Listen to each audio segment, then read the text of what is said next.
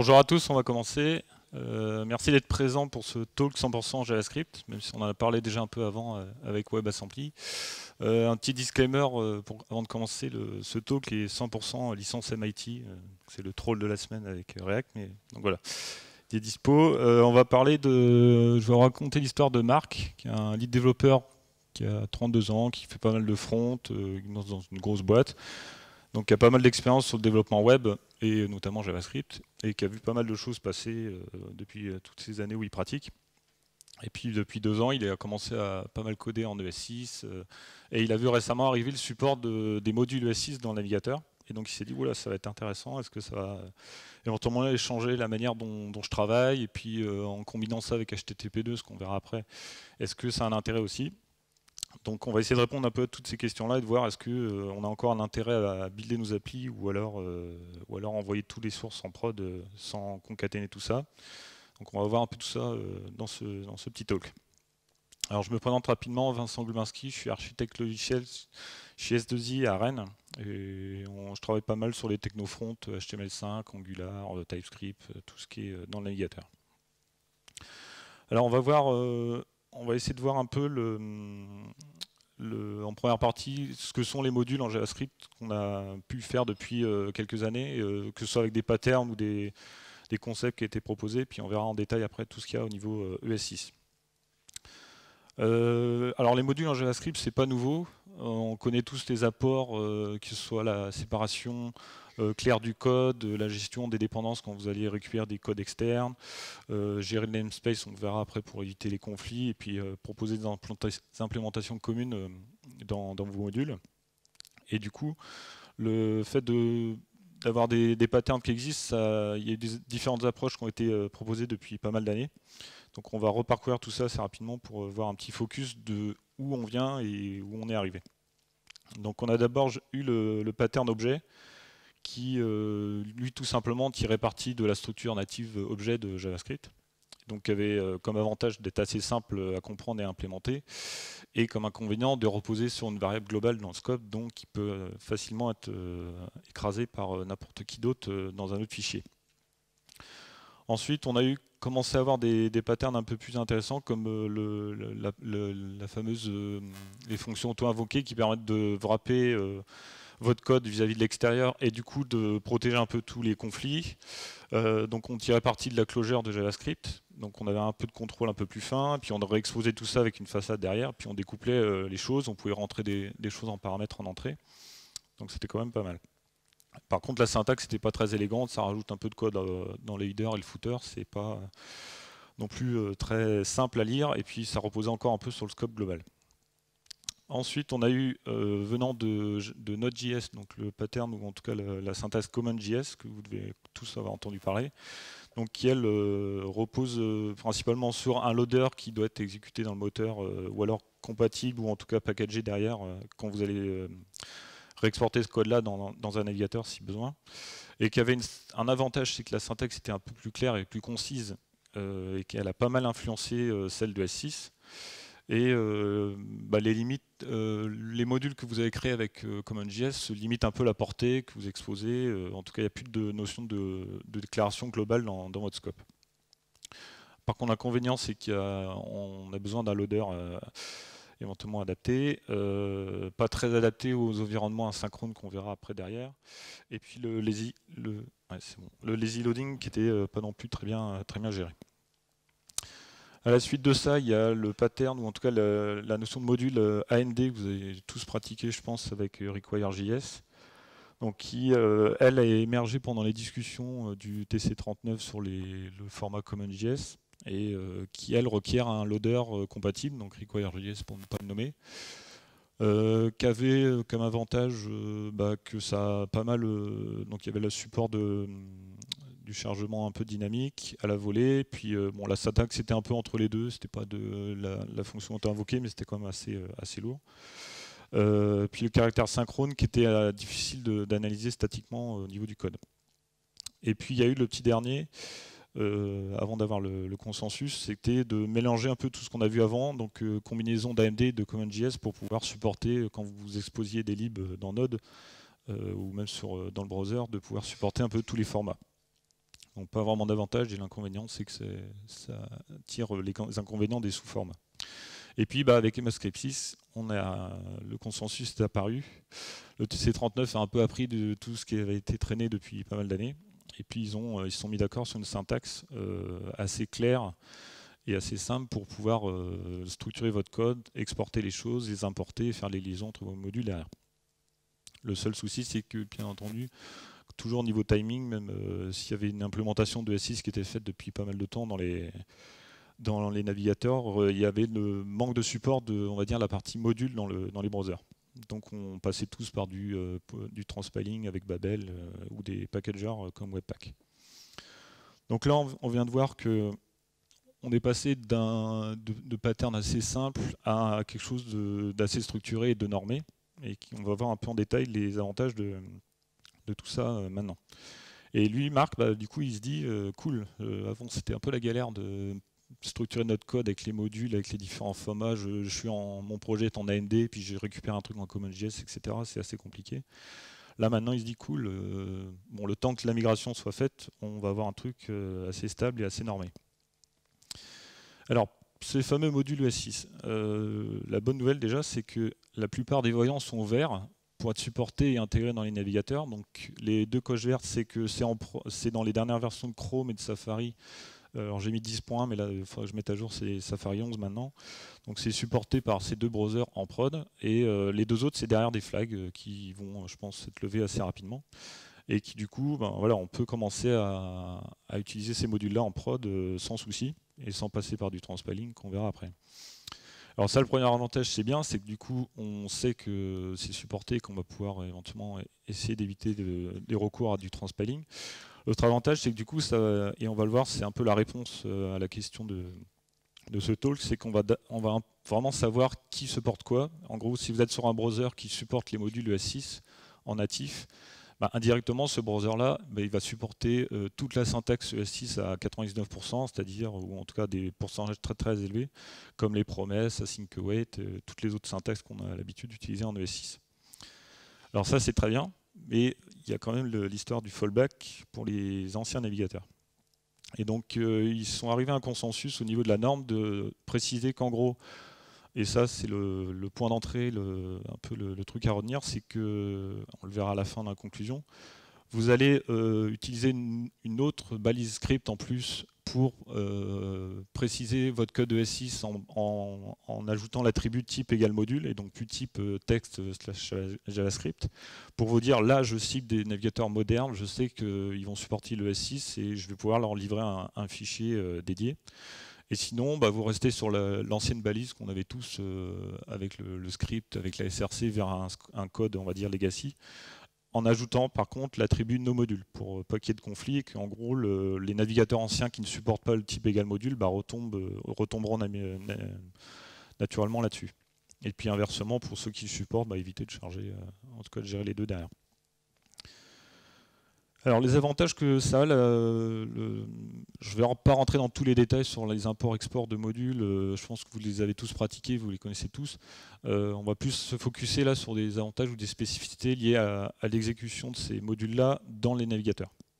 Alors les avantages que les modules ont, donc c'est une syntaxe, on va dire, compacte, on peut l'analyser la structure de manière statique, donc faciliter ce qu'on verra après, le fameux tree checking pour récupérer du code vivant, l'optimisation, de l'analyse statique, etc. On a le support automatique des dépendances cycliques, on verra un exemple tout à l'heure, et il y a bien entendu la fin de la fragmentation des standards qu'on a vu avant. Et puis éventuellement plus tard une ouverture vers les API qui sont historiquement stockés dans Navigator, qui pourraient peut-être dans l'objet Navigator, qui pourrait peut-être bouger dans un module spécifique. Alors il y a quelques inconvénients encore, mais bon, c'est tout récent, il faut laisser le temps que ça arrive. Il n'y a pas encore de support d'import dynamique comme ça pouvait être fait dans d'autres syntaxes avant. C'est en cours de draft au niveau du TC39, c'est en stage 3, donc c'est pratiquement à la fin. Il manque, je pense, il manque 2 implémentations pour que ça passe, en tout cas que ça soit tamponné. La bonne nouvelle, c'est que depuis très récemment, hier ou avant-hier, le support de l'import dynamique a été ajouté dans Chrome Canary. Donc il y a une première implémentation qui est faite. Il manque plus qu'un autre derrière pour qu'on ait ça en dynamique. puisse gérer un peu ce qu'on verra dans les exemples derrière. Et puis l'autre manquement, c'est que ce n'est pas encore supporté dans les web workers. Donc si vous voulez importer du code lié à un module JavaScript pur dans un worker, ça ne marchera pas encore. Alors, petite parenthèse, et bah, du coup, il y avait Node qui supportait déjà la syntaxe ES6, mais ces fameux modules ES6, comment ça se comporte, comment ça va marcher avec Node, et notamment dans leur environnement Node, par rapport au format historique qui était CommonJS. Et bah, ils sont arrivés à un consensus pour l'instant qui est un peu bancal, c'est de reposer une nouvelle extension de fichier, donc m.js, dans lequel vous allez poser tout votre ou vos modules purs ES6, et qui après normalement va être supporté.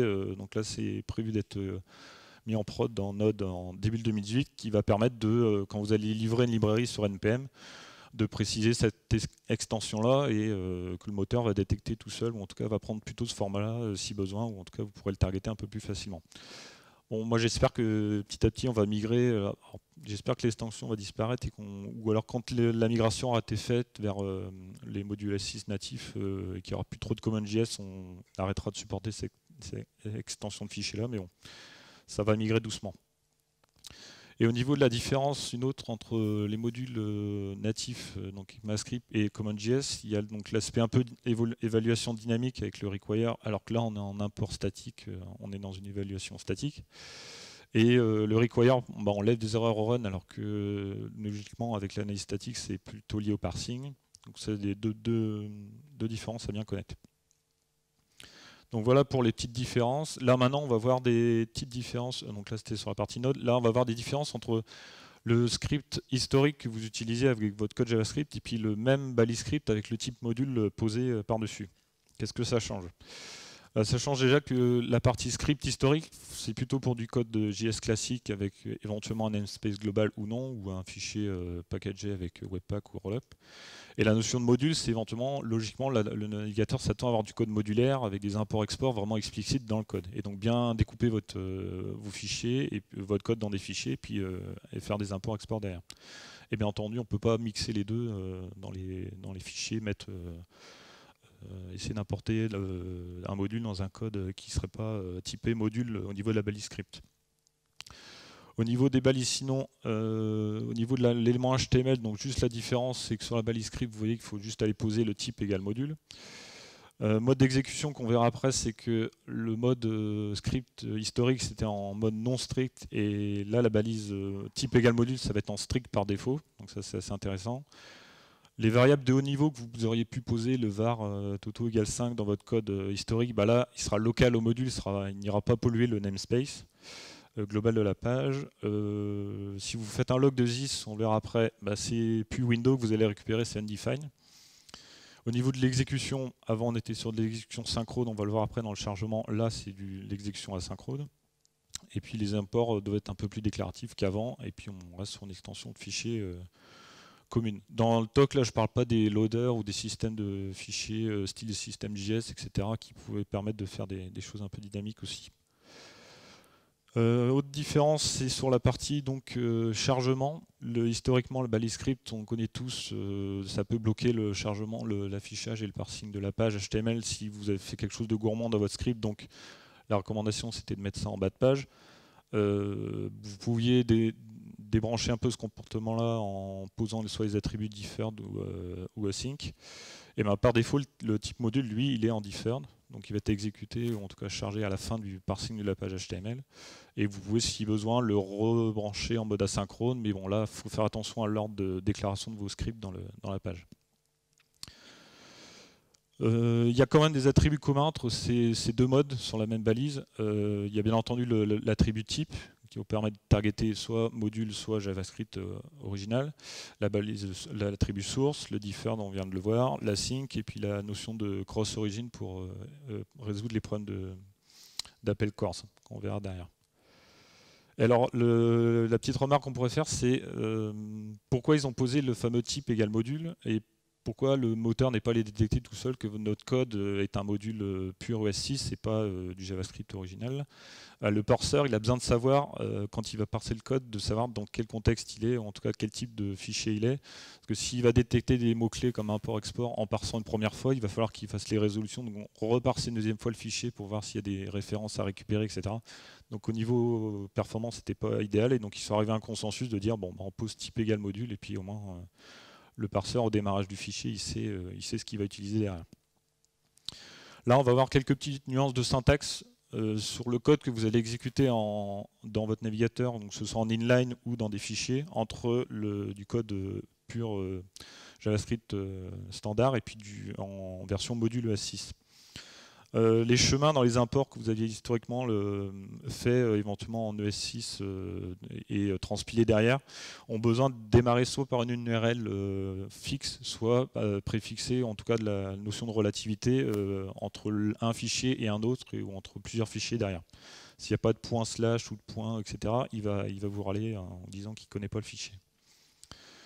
Que ce soit en inline ou en fichier, le type module sera du coup en deferred aussi, on l'a vu un peu avant. Donc pareil, il faut faire attention au chargement. Si vous avez des balises standards et puis des balises modules, il faut faire attention à l'exécution ou à l'ordre de chargement derrière. L'async, c'est pareil, pour la partie inline, c'est supporté aussi. Et pareil, il faut faire attention un peu à l'enchaînement et à vos déclarations dans votre page. Au niveau de l'exécution, si bêtement vous ne faites pas gaffe, il y a 2 fois la déclaration du même module avec le même fichier, bah, logiquement il va l'exécuter une fois, ce qu'on attend à ce qu'il fasse, mais bon, la remarque est intéressante à faire quand même. Il y a la notion de CORS aussi, qui est par défaut, votre module va être récupéré en mode CORS, notamment si vous allez chercher des fichiers qui sont sur des CDN, etc. Il faut que ces CDN-là mettent bien la balise headers, cross-origin, etc. pour que tout marche bien dans votre browser. Donc le mode strict par défaut, j'en ai parlé un peu en introduction, voilà, tout le code que vous allez exécuter sera exécuté dans ce mode-là, donc ça peut lever des erreurs un peu plus rapidement en tout cas qu'avant. Si vous n'avez plus besoin de poser le useStrict en haut de votre fichier comme on faisait auparavant. Notre nuance de syntaxe sur la partie écriture de vos imports, les imports vont être hostés par rapport à l'exécution, un peu comme c'était fait en JavaScript déjà avec les fonctions. Donc là on a un alerte avec une référence sur une variable compteur qui est importée en fait de la ligne d'en dessous, et donc au niveau de l'exécution, le moteur va se charger de faire la résolution comme il faut et de ne pas gueuler parce qu'il ne connaît pas compteur, le counter, sauf qu'en fait il est un peu plus bas dans le fichier derrière. Au niveau des imports-exports, faut bien avoir notion du fait que pour l'instant il n'y a pas de notion on l'a vu, il n'y a pas de notion d'import dynamique. Et c'est des mots-clés, ou en tout cas des imports-exports de haut niveau, donc vous ne pouvez pas aller les wrapper dans du code avec des conditions. En tout cas, vu que c'est l'import statique et que c'est une notion de code statique, aller poser dans un if ou dans une constante, ou de le wrapper dans un try-catch, là, comme je l'ai fait, il va vous lever des erreurs en vous disant non, c'est pas le bon contexte d'exécution avec l'erreur un peu classique token inconnu, ou en tout cas non déterminé. L'import, et une petite référence à savoir aussi, c'est que du coup les imports que vous allez faire fonctionnent comme lecture seule d'un export qui a été fait dans un autre fichier.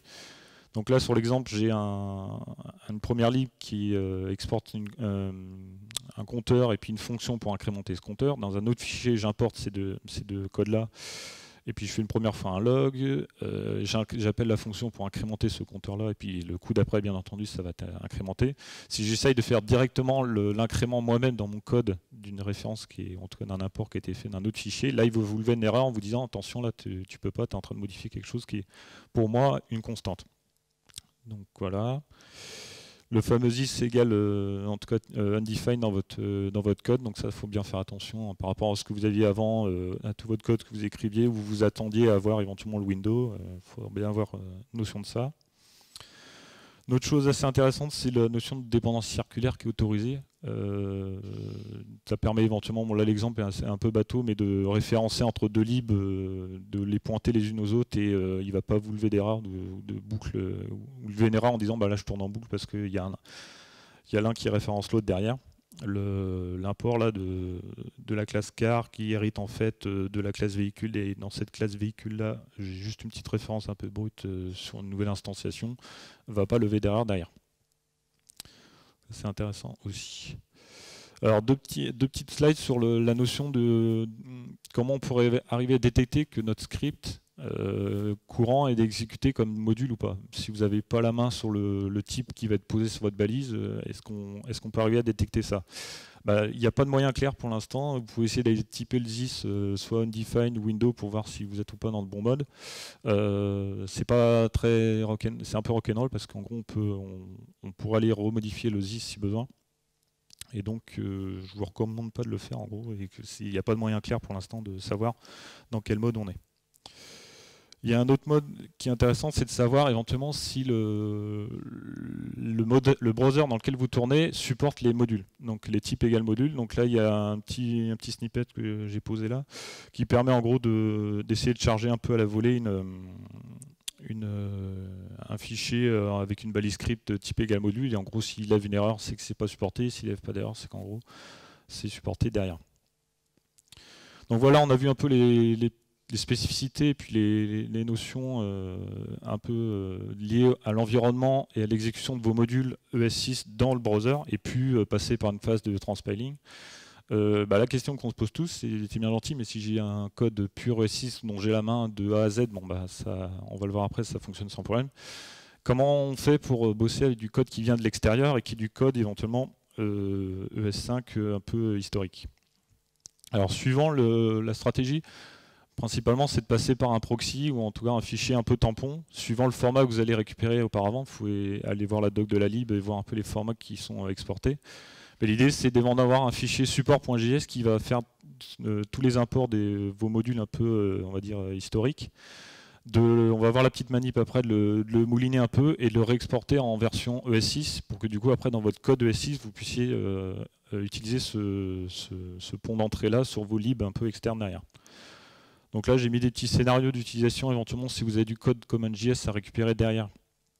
Vous pourriez éventuellement passer par un fichier, donc le support, où là, je vais faire un require de l'FPAD, et historiquement, je l'aurais exporté comme ça si j'avais été dans mon code CommonJS. Là, je vais passer une première fois sur le fichier où je vais lancer. Non, là, j'ai mis les exemples de Rollup, mais Webpack, il doit avoir les mêmes plugins. Je vais passer une première fois le fichier dans une petite phase de tooling avec Rollup où je vais faire la récupération de la lib CommonJS et puis l'inlining, on va dire, du code dans le fichier. Donc je vais me retomber avec la déclaration du code en dur, en inline. Et après, il y a une deuxième couche où en gros on va utiliser ce petit outil là qui transforme la syntaxe CommonJS en version ES6 dans votre fichier en direct. Donc comme ça, après, vous allez un beau fichier qui finit avec une déclaration de variable et puis un export comme il faut derrière.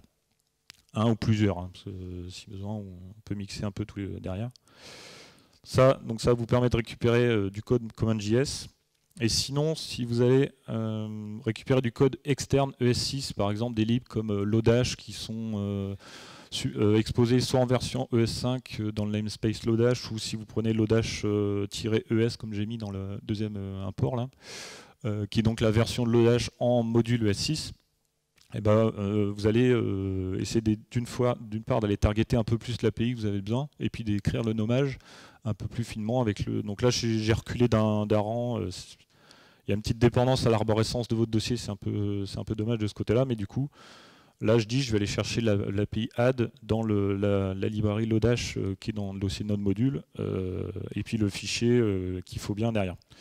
Et ça, du coup, ça va vous permettre, en utilisant des outils comme Webpack ou Rollup, de supporter le tree checking. Donc, c'est récupérer le code vivant des libs que vous allez utiliser et de ne pas récupérer 100% de Lodash alors que vous allez vous utilisez 2-3 API.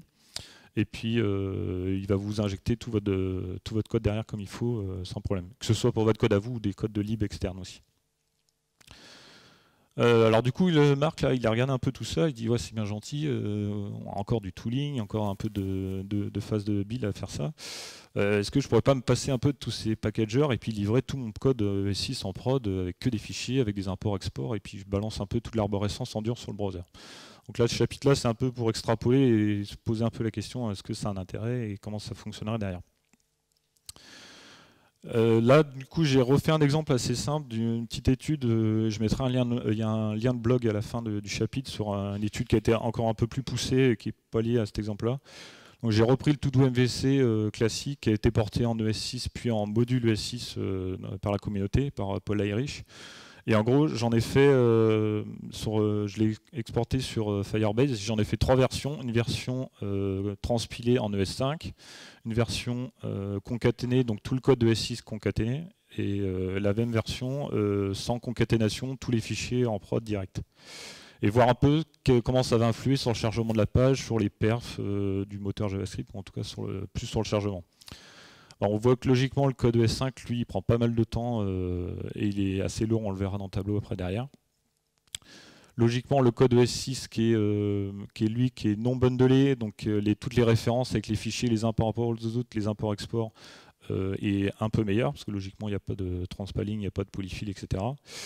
Et bien entendu le meilleur au niveau temps de chargement, c'est le code ES6 concaténé avec un seul fichier derrière. Alors ce qui est un peu bizarre sur les résultats, c'est que, alors pas bizarre, mais en tout cas au final on voit que on a un intérêt sur le poids de fichier, mais pas tellement sur le temps de chargement derrière, parce que par rapport au fait que la partie type module ES6 est loadée à la fin, bon il n'y a pas d'intérêt, on va voir ce qu'on pourrait faire après derrière pour solutionner ça. Mais en gros on voit que si vous livrez éventuellement du code de ES6, et ce que je peux commencer à vous recommander de faire maintenant, donc tout concaténé, vous allez livrer moins de code que la version ES5. Au niveau du temps d'exécution, au niveau du scripting, on est sur des temps bien meilleurs, même si après, au niveau du temps de chargement, c'est pas dans ces eaux-là. Mais on est bien meilleur. Après, il faut que les browsers supportent et améliorent un peu tout ça. Et puis au niveau du temps de chargement, au final, on est un peu équivalent entre la version concaténée ES5 et ES6 derrière. Donc pour essayer de solutionner ce problème-là de chargement, sur la version non bundlée, ce qu'on pourrait dire, qui a un petit temps un peu au-dessus, est-ce qu'on ne pourrait pas essayer de loader ça avec, en tirant parti des features d'HTTP2 ? Donc on va regarder un peu ce qu'on peut faire avec ça et est-ce que ça pourrait solutionner notre problème. Alors du coup, on voit déjà que le protocole HTTP2 est supporté par tous les navigateurs, donc c'est ça ce qui est déjà assez intéressant. Les autres avantages de HTTP2, je pense que vous les connaissez pour la plupart, il y a la notion de multiplexing, donc là c'est l'idée de quand vous allez référencer en mode bourrin tous vos fichiers les uns par rapport aux autres au niveau module, il ne va pas ouvrir une connexion TCP par récupération de fichiers, il va rester sur une seule ouverture de connexion et puis vous allez récupérer vos fichiers à la volée. Et puis sinon vous avez la possibilité d'inverser la balance et de dire c'est le serveur qui va pusher le code et on verra après derrière ce que ça peut avoir comme avantage. Et puis il y a la notion de compression des entêtes, et puis il y en a plein d'autres derrière. Je ne rentre pas dans les détails, mais voilà, pour les plus intéressants, c'était ça. Et puis nous, de notre côté, qu'est-ce que ça aurait pu être intéressant? Il y a une légende urbaine qui tourne un peu, c'est d'éventuellement avec HTTP2 de dire on arrête, on livre plein de petits fichiers parce qu'il y a la notion de multiplexing, et puis il n'y a plus besoin d'envoyer un gros en prod. Mais finalement, ça, c'est pas vraiment vrai parce que du coup, il y a des problèmes de performance sur la compression des entêtes niveau HTTP2, c'est pas encore tout à fait correct. Et le multiplexing, lui, au bout d'un certain nombre de fichiers, il va vous tout mettre à la queue leu, il va pas tout charger en parallèle derrière. Donc, au final, il vaut mieux rester sur, comme on le faisait historiquement, envoyer des fichiers concaténés derrière. Et la notion de push, là, est-ce qu'on pourrait inverser la balance et se dire j'envoie tous mes fichiers les uns par rapport aux autres et puis c'est le serveur qui va les pusher? Oui, on voit éventuellement qu'il y a un intérêt, sauf que ça introduit une dépendance entre votre page HTML et votre serveur, parce que le serveur a besoin de savoir qu'est-ce que la page a besoin de charger dans un fichier puis dans tous les autres, donc ça complique un peu les choses. Et puis il y a la notion de cache aussi. À chaque fois que vous allez rafficher votre page, il va vous repusher tout votre code derrière. Il n'a pas notion de qui est déjà dans le cache dans le navigateur et qui ne l'est pas au niveau des fichiers. Du coup, pour solutionner ça, on pourrait rajouter les service workers. Pour ceux qui connaissent, le fameux petit script qui tourne en tâche de fond, qu'on instancie, et qui, entre autres, peut faire de la synchro, du push notif, et de la notion de cache avec l'interception des requêtes qui rentrent, ou en tout cas, il va intercepter tout ce qui rentre et ce qui sort. Bah, lui, ça peut être intéressant, sauf que déjà, premier écueil, c'est que c'est pas supporté partout. Notamment, alors Edge, il y a un flag, mais Safari, c'est pas encore supporté, etc. derrière. Donc ça ferme déjà un peu les vannes pour des solutions, on va dire, cross-browser et tout public. Mais ça pourrait être une solution pour dire bah, la première fois, éventuellement, je charge ma page, j'ai tous mes fichiers en référence, le serveur me push tous mes fichiers, puis au reload d'après, ben, les fichiers sont déjà en cache avec le service worker, ben, je les récupère instantanément, et puis la page démarre beaucoup plus vite la seconde fois. Donc voilà, là c'était juste pour extrapoler un peu le concept et dire est-ce qu'on aurait pu cumuler toutes ces technos-là. Là je vous recommande d'aller voir ce billet de blog d'un ingénieur de chez Google qui a poussé le travail un peu plus loin d'essayer de livrer tout 3JS et d'autres modules, d'autres libs assez grosses dans le browser et de voir justement les perfs sur les temps de chargement avec HTTP2, avec du preload, du push, etc. derrière. Et logiquement, il arrive à la même conclusion, c'est que pour l'instant, il vaut mieux concaténer vos fichiers et puis récupérer vraiment tout le code utile et pas juste ce que vous allez tout envoyer en prod derrière. Mis à part les soucis éventuellement de code qui n'est pas minifié, qui n'est pas protégé éventuellement derrière. Donc voilà, on voit que la combinaison, finalement, envoyer toutes les sources en prod avec du push éventuellement derrière pour solutionner les problèmes de reload plus les service workers, c'est pas une solution très adaptée parce que ça requiert du setup et puis c'est pas cross-browser. Bah, du coup, notre petit Marco, là, au final, il se dit ouais, c'était bien, ça avait l'air séduisant au départ, mais au final, je fais quoi là maintenant par rapport à tout ça? C'est intéressant, c'est supporté, mais qu'est-ce qu'on fait? Et bah, au final, pour conclure, pour préparer la pré-conclusion, c'est qu'en gros, et vous l'avez bien compris, je pense, l'idée c'est que du coup, votre même code base, vous faites une première version où vous allez concaténer tout votre code ES6 et vous la transpilez en ES5 avec Babel et avec le Babel preset env. Donc en gros, vous allez dire je vais targeter tel browser avec telle version, etc. Et là, du coup, c'est en posant l'attribut no module dans votre page, bah, c'est tous les vieux navigateurs historiques qui ne supportent pas les modules ES6 qui vont du coup charger ce fichier-là, avec les inconvénients que ça a au niveau du poids derrière.